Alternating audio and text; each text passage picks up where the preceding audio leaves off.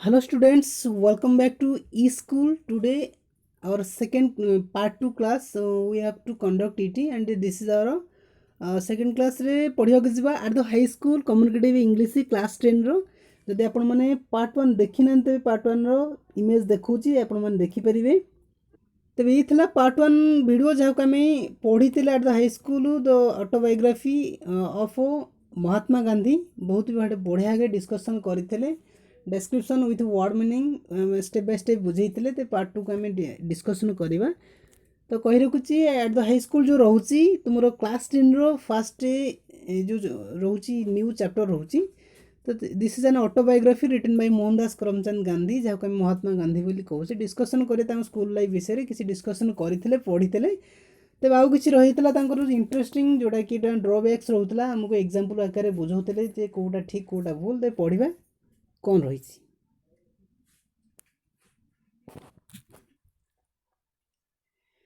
Discussion करिया 5.2 हम देखिवा कौन रही पढ़िया fast Africa I saw the beautiful handwriting of lawyers and young men born and educated in South Africa. I was ashamed of myself and repented of my neglect. And I saw that bad handwriting should be regarded as a sign of imperfect education. I tried later to improve mine, but it was too late. I could never repair the neglect of my youth. Let a young every young man and a woman be warned by my example and understand that a good handwriting is a necessary part of education. I am now of opinion that children should first be taught the art of drawing before learning to write. Let the child learn these letters by observation as he does different objects such as flowers, birds, etc. and let him learn handwriting only after he has to learn to draw objects. He will learn then write a beautiful form hand. तो ये पर्यटन आम पढ़ी discussion करवा जो south Africa जिते गले महात्मा गांधी देखिले से ब्यूटीफुल हैंडराइटिंग देखिले लॉयर्स मानकर यंग मैन मानकर जो मैंने एजुकेटेड पर्सन थिले साउथ आफ्रिका रे से मानकर हैंडराइटिंग देखिले and he was very much ashamed of मो हिमसेल्फ एवं से निज निज मध्य असेम हेले लज्जित हेले तांकर जो बैड हैंडराइटिंग को देखिकी and repented of this is a new word repented माने हमें कही रिपेंटेड मीन्स आउ थे रिपीट कौच ये पैराग्राफ में डिस्कसन करते जहाँकि गभीर अनुताप करवा रिपेंटेड तांको जो नेग्लेक्ट थिला से छोट बड़े बैड हैंडराइटिंग को लेकिन ही आगू जाइए देखी बैड हैंडराइटिंग किसी भी प्रभाव पकईबन एजुकेशन उपरे तो सेटा गभीर अनुताप पर लगे then I saw that bad handwriting should be regarded as sign of an imperfect education. Mahatma Gandhi निजे कहते जो बैड हैंडराइटिंग अच्छी खराब असुंदर अक्षर जो रोचे तेरे एजुकेशन रोटे कौन रोचे खराब प्रभाव पकाउे एटा इंडिकेट करुच्ची जे हाँ यहाँ गोटे इम्परफेक्ट एजुकेशन माने अधा अधूरा पाठ पढ़ा बोली कहूँ.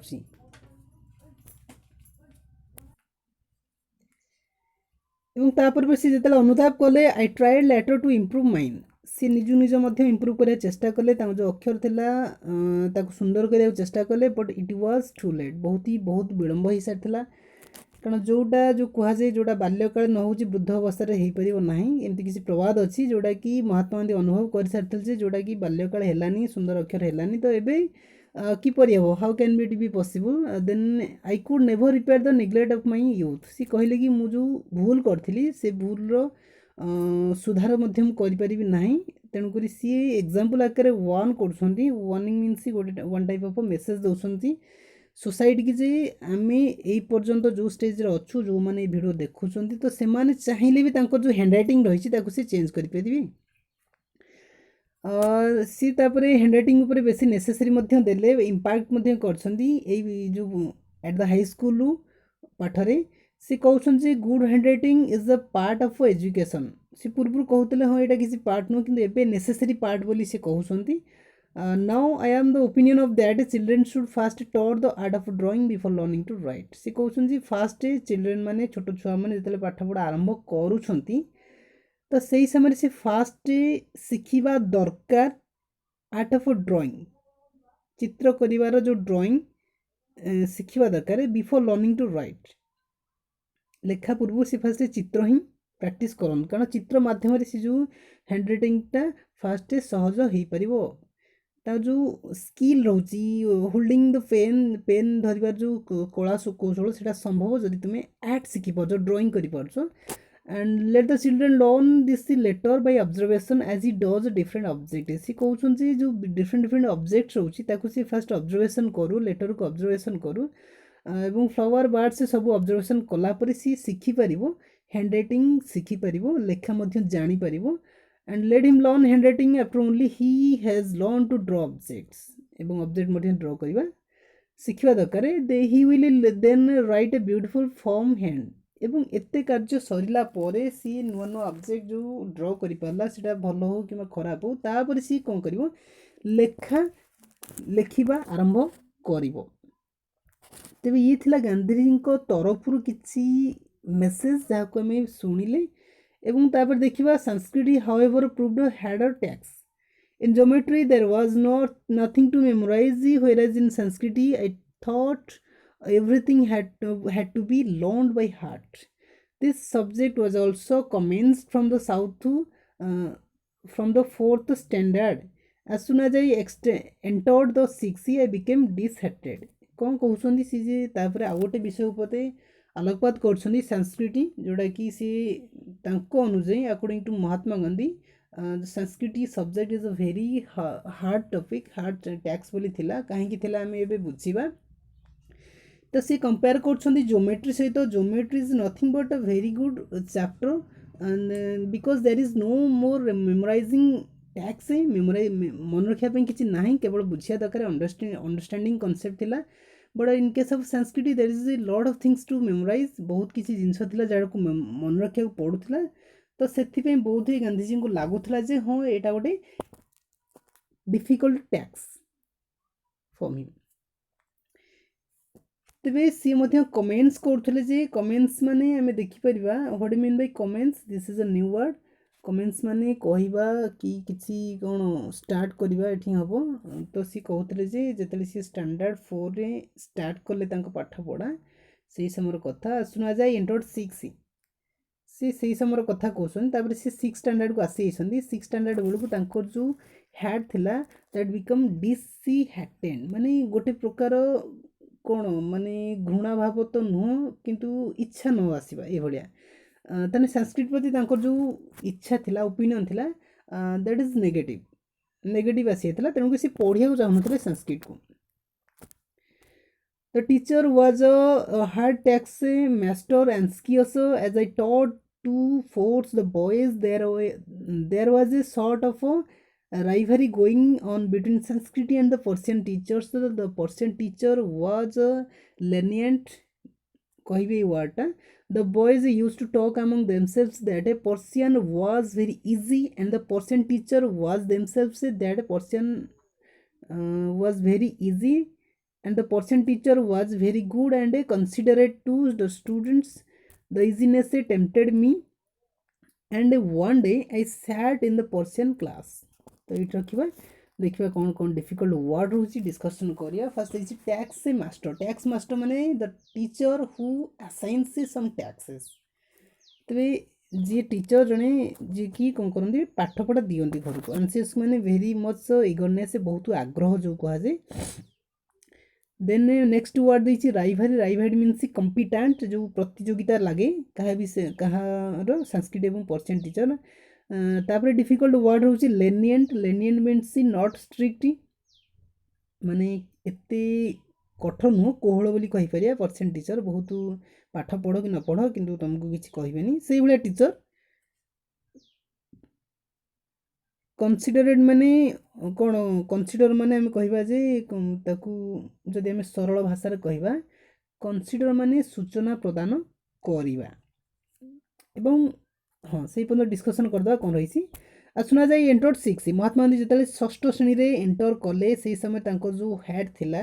माने जो मनोभाव थिला संस्कृत प्रति आस्ते आस्ते दुर्बल हो सारी सी चाहूले संस्कृत मुझे नेबी ना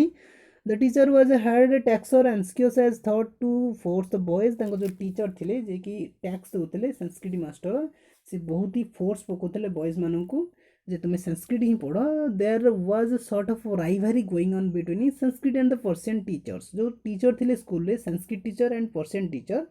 तांको भीतर गोटे राइवर थिला कंपटीशन थिला जे हाँ मो पाखे अधिक स्टूडेंट रुहतु जेहेतु एटा ऑप्शनल चैप्टर थिला तेणुक ऑप्शनल सब्जेक्ट कारण पिलांकु एठी भाग भाग होगा पड़थला किछि पिला पर्सियन नौथिले किछि पिला संस्कृत नौथिले तो सही कारण बोध हुई तांको भीतर गोटे राइभारी बा कंपटीशन थिला जे हाँ मु केते दूर पिलांको को मनोभाव को लेकिन मो आड़ को नहीं आसबि संस्कृत अधिक हूँ कि पर्सियन अधिक हूँ तेणुक राइभार थिला तो देखा the Persian teacher was lenient lenient means very very much कौन लविंग और नॉट स्ट्रिक्ट बोली कहीपर बहुत ही सरल थे तेणुक बेसी पिला पसंद करते the boys used to talk among themselves that Persian was very easy and the Persian teacher was very good and considerate to the students जेहेतु से पर्सियन टीचर जनक स्ट्रिक्ट नथिले बहुत कठोर नथिले दंड दौ नथिले पाठ पढ़ के आस न पढ़ के आस तेणुक सब सामान कथा थिला तेणुक टीचर माने सरी स्टूडेंट माने बेसी कनसिडर करते तेणुक आउ गोटे कथा आलोचना होता बॉयज मान मध्य जे पर्सियन जो थिला language that was very easy to understand बहुत सहज थिला बुझापी और पर्सियन टीचर जे थिले जे पढ़ाऊले से लैंग्वेज को सी बहुत ही भल थिले the easiness tempted me easiness means सहज सरलता ताने एते कथा शुणी सारापर लांगुएज भल जहाँ पढ़ी और जहाँ जी पढ़ाऊँ से लांगुएज को जो टीचर पढ़ाऊँ सी बहुत भल दंड दियंती ना तेणुक ये जो सरलतम कथा शुणिकी टेम्पटेड हेले गांधीजी टेम्पटेड माने लोभायित हवा आकर्षित हवा लोभरे पड़ा ताने सी जो in between distinguish between Sanskrit and Persian तो पर्सियन लैंग्वेज पर बेसी आकर्षण आसला कारण सी बुझीपारे पर्सियन बहुत सहज पर्सियन टीचर पढ़ुवा जो शिक्षक जन बहुत ही भल तेणुक सी कौन कले one day he said in the Persian class एत कथा शुणी सारापर सी फाइनाली डिसाइड कले ना संस्कृत आ नुह संस्कृत प्रति जो दुर्बलता थिला जो मनोभाव थिला कोहल मनोभाव तेणुक सी कौन कले पर्सियन क्लास रे अटेंड कले बसी पड़े Then we read the Sanskrit teacher was grieved. He called me to his side and said, "How can you forget that you are son of a Vaishnava father? Want to learn the language of your own religion? If you have any difficulty, why not come to me? I want to teach you students Sanskrit to the best of my ability. As you proceed further, you will find in it things of observing interest. You should not lose head. Come and sit again in the Sanskrit class." ताने एते कथा घटी सारा पर जो खबर मिलला Sanskrit teacher जे जन छात्र जे कि संस्कृत पढ़ुला किंतु एबे से पर्सियन क्लास रे बसुची तेणुक ए कथाटी बहुत ही दुख देला ग्रीव माने दुख दबा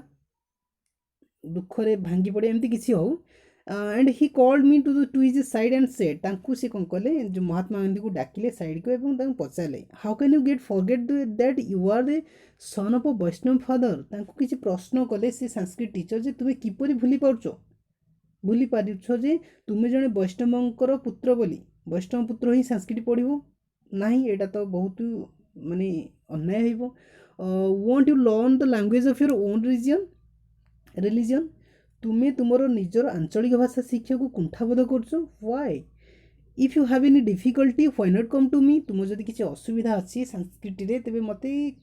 मो पाव कहीं आसुनु मते कहीं अवगत करौन I want to teach you the students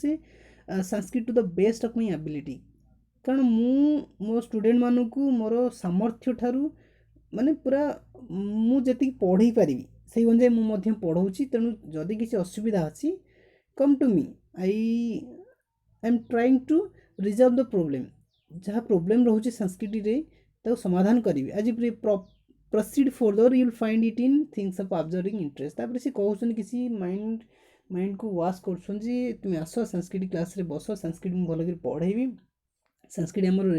religion language मध्य रोचे एवं तापर तुम जो इंटरेस्ट रोचे आस्ते आस्ते बढ़िया निहाती पे एमती किसी कही Sanskrit teacher and you should not lose hat तापर कहते तुम्हें तुम जो संस्कृत प्रति से जो आग्रह को हरैया कथा नुहे come and sit again in Sanskrit class एवं कहते संस्कृत क्लास को आउ थे जॉइन कर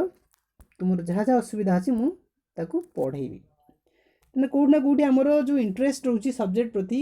सेटा जमीती गोटे कम बेसी रोचे जदि आम देखा कंपेयर करवा एमआईएल एंड इंग्लिश तो आ प्रति आम बेसी ध्यान दौने कारण this is a literature things and जो टीचर आम पढ़ाऊँ इंग्लिश हो कि ओडिया हो तो आम नेग्लेक्ट कौट ना कौटी गोटे करुचे तेणुक आमर एग्जाम पॉइंट ऑफ व्यू रु तो ये दुटा चैप्टर आमको हो पारे डिफिकल्ट लगिपारे कि कम मार्क आसीपारे तो गांधीजी ये चैप्टर माध्यम कहते तो कौन सी चैप्टर इजी कि हार्ड ताकू आमे आम पॉइंट ऑफ व्यू रु ताकू आमे करूचे कौन सी चैप्टर आमको सहज लगुच कौन चैप्टर आमको कष्ट लगुच तो सहीटा डिपेंड करुच्चे आमर एबिलिटी उपर आमर इंटरेस्ट उपर जदि आम कौन चैप्टर को पूरा इंटरेस्ट दें पढ़ा तो 100% सियोर जे से चैप्टर आमको एते कष्ट लगे ना तो देखा जो मानकर इंग्लिश प्रति टिके माने कौन अभाव रोचे पाठ पढ़ारे तो से जदि चाहिए इंग्लिश प्रति मनोभाव बढ़ाई बढ़ाई पारे फास्ट ऑफ ऑल से माने पढ़ा टीचर उपर गोटे पॉजिटिवनेस आनिया पड़ो तो जो स्नेह भावपूर्ण संपर्क आनिया पड़ो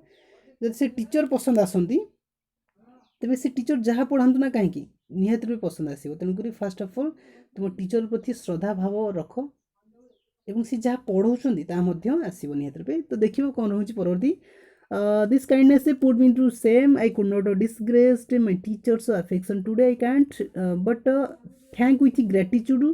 of Krishna Shankar Pandya for it for if I had not acquired the little Sanskrit that long, then I should have found it difficult to take any interest in our scared books. In fact, I deeply regret that I was not able to acquire a more thorough knowledge of the language. तेबे this kindness put me to same यही जो कथबार्ता teacher थिला ते बहुत ही कौन same लगिला तेणुक सी बहुत खराब लगिला I could not disgrace my teachers affection सी टीचर जो रोचे कौन सॉरी डिसरिगार्ड जो अच्छी तेणुक सी भाविले जे मुझे करिया कथा नु today I can't but thank with gratitude of Krishna Shankar Pandya J Sanskrit teacher थे कृष्ण शंकर पांड्या बहुत ही ग्रेटिट्यूड प्रदान कर धन्यवाद देते कारण कारण सी आउ थे निजर जो ओरिजिनल ट्रैक को फेरी पार्छन जदि सी सेठी जदि संस्कृत टीचर न कही था से पार्सियन पढ़ी था पार्सियन माने रिलीजन लैंग्वेज को छाड़ी से अन्य लैंग्वेज पढ़ी था तेणुक आउ कि होता गांधीजी को आम अन्य क्षेत्र पाई था for it had not acquired the little Sanskrit that I learn then I should have found it difficult to take any interest in our sacred books sorry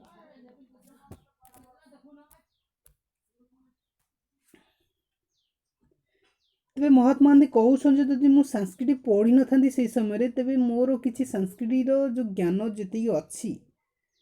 सेतक पाई न था मु इंटरेस्ट नहीं न था जो जो पवित्र ग्रंथ रही सेक्रेड मीन्स आम कहीपर this is a holy books जो रोचे रामायण महाभारत जहाँ सब रोचे जो थे आम नॉलेज पाचे तो से ग्रंथ प्रति इंटरेस्ट मुझे नहीं न था in fact I deeply regret that it was not able to acquire most thorough knowledge of the language से मतलब रिग्रेट अनुताप कर किसी ना कि भूल रही है जोटा कि मुझे कथा नुहे जहाँफल कि मुझे अधिक अधिक नॉलेज गेन कर पारि अल्प किसी नॉलेज से संस्कृत गेन कर तो ये किसी कौन ऑटोबायोग्राफी जहाँ को पढ़े डिस्कसन करें हाईस्कूल लाइफ रे से कौन कौन भूल करते मुहूर्त से बहुत ही निजक तर्जमा कले एवं एमती किसी भूल आम करुचे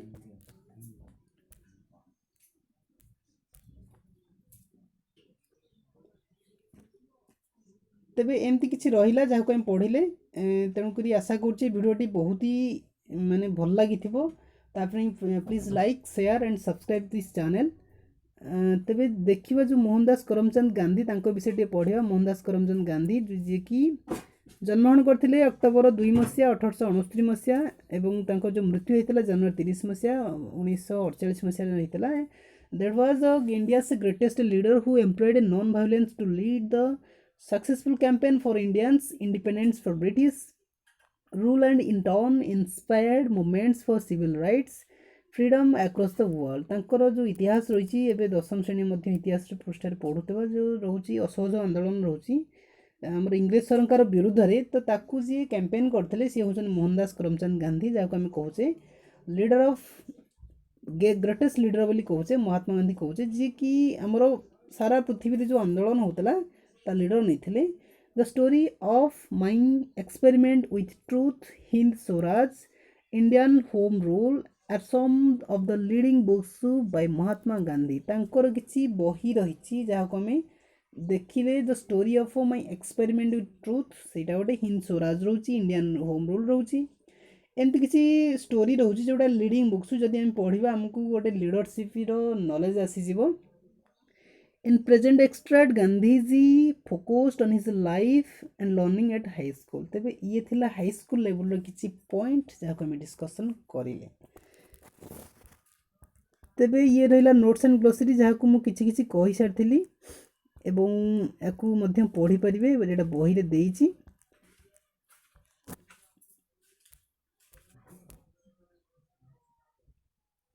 and at the end I would like to say you please like share and subscribe our channel more and more and watching this video more and more share to your friends or colleagues whatever may be एवं आम सहित connected रुहतु जदि आपण मैंने किसी चाहूँगी किसी अधिक बेनिफिट आम जो चैनल रोची ग्रुप जो चैनल किसी ग्रुप रोची टेलीग्राम हो व्हाट्सएप ग्रुप आपने जॉइन करेंगे डिस्क्रिप्शन बॉक्स में अच्छी नंबर अच्छी से मेसेज करके जॉइन हो पारे so thanks for watching stay connected with our channel thank you.